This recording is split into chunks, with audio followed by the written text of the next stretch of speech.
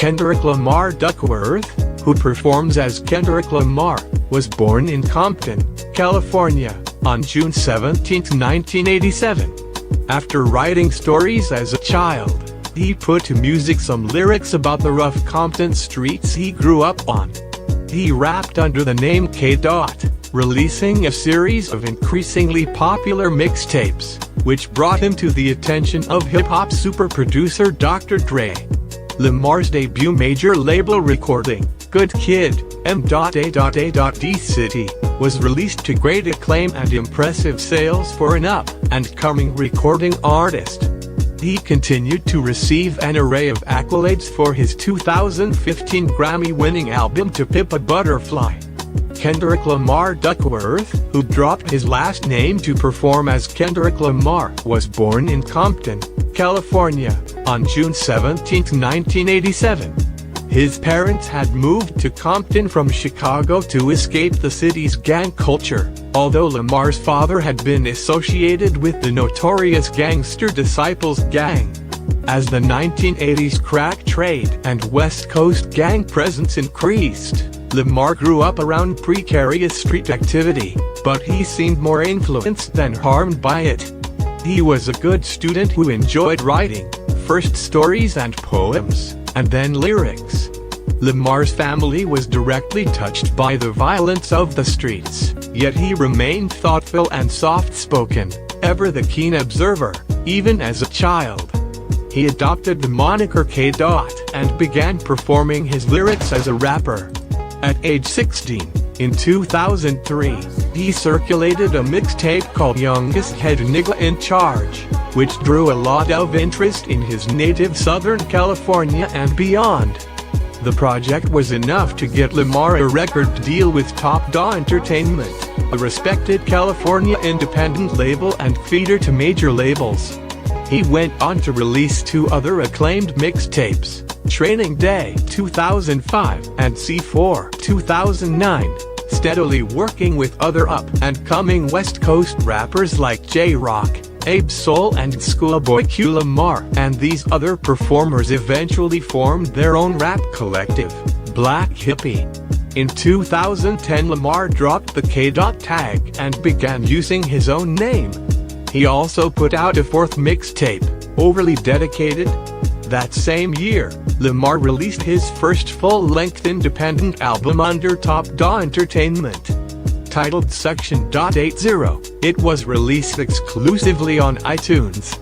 Lamar continued writing music and lyrics, and continued to tour and collaborate with more popular recording artists such as Young Jeezy, The Game, Talib Kweli, Busta Rhymes and Lil Wayne. Dr. Dre, one of hip-hop's most respected and influential producers, took the young artist under his wing, becoming his mentor in both music and business. As the buzz on Lamar continued to build, Dr. Dre signed him to his independent record label, Aftermath Entertainment, alongside more established rap stars Eminem and 50 Cent in a joint venture with Top Dawg. Aftermath was distributed by major label Interscope Universal Music, which would have the marketing, sales and distribution muscle to take Lamar's career to the next level. Now the quiet, observant kid who made good grades in school was poised to become rap's newest superstar. In October 2012, Lamar's highly anticipated major label debut album, Good Kid, M.A.D. City, was released to wide acclaim. Lady Gaga recorded a song with Lamar for the album, but it ultimately was not included due to creative differences. Hit singles like Swimming Pools, Drank, and Poetic Justice, and the rapper's emergence as a talent to watch, cleared the way for him to make major American television appearances while promoting the album, including Saturday Night Live, Late Night with David Letterman and Late Night with Jimmy Fallon. This solidified his fan base, not only among hardcore hip-hop heads, but also among college students and fans of alternative rock. Lamar's appeal to the masses didn't stop there. The thought-provoking lyrics on his debut album caught the attention of hip-hop critics as well, with MTV naming him the hottest muck of 2012, putting him in the company of other rappers who have earned the title, including Lil Wayne, Jay-Z and Kanye West. Additionally, critics took note of Lamar's verse on the song Control by rapper Big Sean. Although the track was penned by another artist, Lamar's verse drew attention because of his challenge to several other popular names in the hip-hop world, including Drake, J. Cole and Big Sean himself. The bold claims in the controversial verse rap by Lamar brought about a vibe that was reminiscent of the classic hip-hop era, drawing appreciation from critics, rappers and fans alike. Lamar remains popular for his sharp observations of street culture, often examining the psychology of the victims of crimes. "That's the most interesting story to me," he told the British newspaper The Guardian. "At first, I was scared to show fear, because you can never be sure how people will perceive you. But I dared myself to do that, to stand out."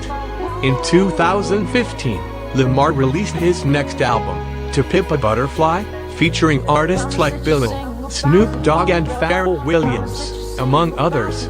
Butterfly was another highly acclaimed outing known for its funk-laden mix of bravura, community politics and vulnerability. Lamar was nominated for a whopping 11 Grammys later that year and won the first award of the 2016 show, specifically for Best Rap Album. He'd already received 4 other Grammys pre-telecast, making him the biggest winner of the night. He later brought the house down with a politicized performance of The Blacker the Berry and All Right that fused spoken word, live jazz, traditional African dance and a reference to the death of teen Trayvon Martin. In March 2016, Lamar released Untitled Unmastered, a compilation of tracks that were unfinished demos for To Pimp a Butterfly. The release went to the top of the US Billboard 200.